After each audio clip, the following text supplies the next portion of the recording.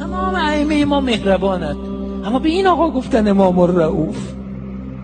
تمام ائمه ما دستگیر فقرایند، اما به این آقا میگویند معین الضعفاء و الفقراء. تمام ائمه ما محبت دارن به شیعیانشون، اما به این آقا گفتن انیس النفوس، یعنی باید گرد میگیره، پای حرفت میشینه. من گفتم دیگه شما در هیچ زیارتی نداریم بنشینید، اگرم رفتی ننشین. همه جا گفتن بایست و بگو. فقط زیارت امام رضا گفتن زیارت که کردی بیا بالا سر بنشین، سفره دلت رو برای انیس النفوس باز کن.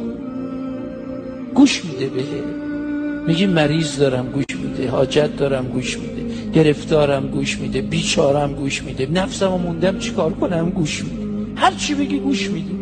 اونقدر خوب گوش میده که فکر میکنی طلبکاری.